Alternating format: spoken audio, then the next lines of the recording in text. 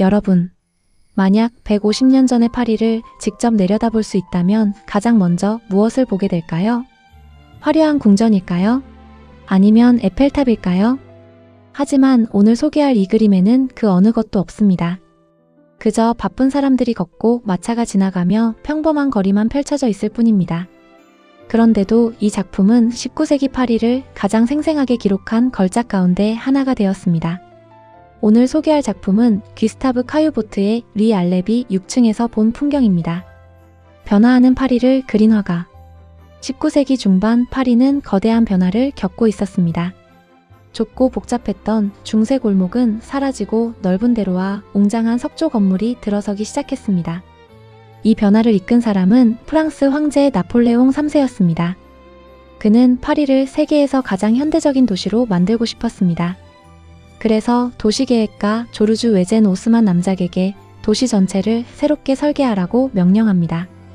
이것이 바로 역사상 가장 유명한 도시 재개발 가운데 하나인 오스만의 파리 개조입니다. 수백 채의 오래된 건물을 철거하고 좁은 골목 대신 넓고 곧은 대로를 만들었습니다. 공원을 조성하고 깨끗한 상수도와 하수도를 설치했으며 가스 등을 세워 밤에도 도시가 환하게 빛나도록 만들었습니다. 또 건물의 높이와 외관까지 일정한 기준에 맞춰 설계하면서 오늘날 우리가 알고 있는 아름다운 파리의 모습이 탄생하게 됩니다. 카유보트는 이 새로운 도시를 누구보다 사랑했습니다. 그는 단순히 건물을 그린 것이 아니라 새로운 시대가 시작되는 순간을 기록했습니다. 높은 곳에서 내려다본 이유. 이 그림을 보면 우리는 마치 창문 밖을 내다보고 있는 것 같습니다. 실제로 카유보트는 높은 건물 창가에서 거리를 내려다보며 이 장면을 그렸습니다. 왼쪽 아래를 보면 지붕 일부가 살짝 보입니다. 덕분에 우리는 화가가 서 있는 위치까지 상상하게 됩니다. 이런 높은 시점은 당시에는 매우 새로운 구도였습니다. 사진이 막 등장하던 시대였기 때문에 카유보트는 사진이 보여주는 새로운 시각을 회화 속으로 가져왔습니다. 그는 새로운 파리를 한눈에 보여주고 싶었습니다. 즉, 한 사람의 이야기가 아니라 도시 전체를 보여주기 위해 높은 시점을 선택한 것입니다. 또한 이 높은 시점으로 인해 우리를 특별한 위치에 세워놓습니다. 우리는 거리 한가운데 있는 사람이 아니라 조용히 도시를 관찰하는 사람이 됩니다. 마치 시간 여행자가 되어 150년 전 파리의 하루를 창문 너머로 바라보는 것 같은 느낌을 받습니다. 그래서 이 그림은 단순한 풍경화가 아니라 근대 도시를 바라보는 새로운 시선을 보여주는 작품으로 평가받습니다. 그림 속에는 누가 있을까? 거리에는 여러 대의 마차도 보입니다.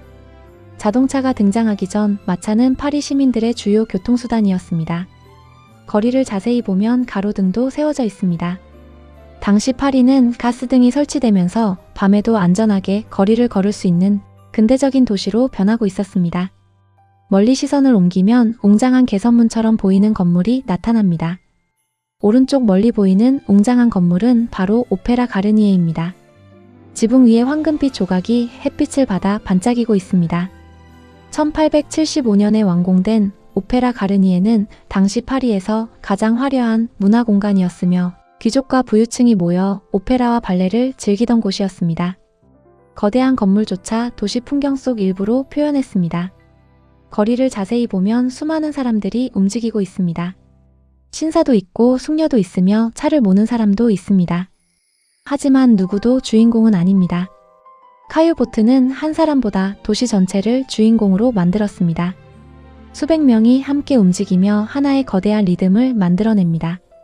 흥미로운 것은 카유보트가 어느 한 사람에게도 시선을 집중시키지 않았다는 점입니다. 사람들은 모두 작게 표현되어 있지만 각자의 방향으로 움직이며 하나의 거대한 흐름을 만들어냅니다. 그래서 이 그림의 진짜 주인공은 사람도 건물도 아닙니다. 끊임없이 움직이며 살아 숨쉬는 근대 도시 파리 그 자체입니다. 카유보트는 우리에게 한 사람의 이야기가 아니라 도시 전체가 하나의 생명체처럼 살아가는 모습을 보여주고 있는 것입니다. 색채와 붓질. 이 그림을 처음 보면 전체적으로 차분한 회색빛 도시처럼 보입니다. 하지만 자세히 보면 푸른색, 보라색, 연노란색, 베이지, 분홍빛이 아주 섬세하게 섞여 있습니다. 건물의 흰 벽도 실제로는 순백색이 아닙니다. 빛이 닿는 곳마다 색이 달라집니다. 이것이 인상주의의 특징입니다.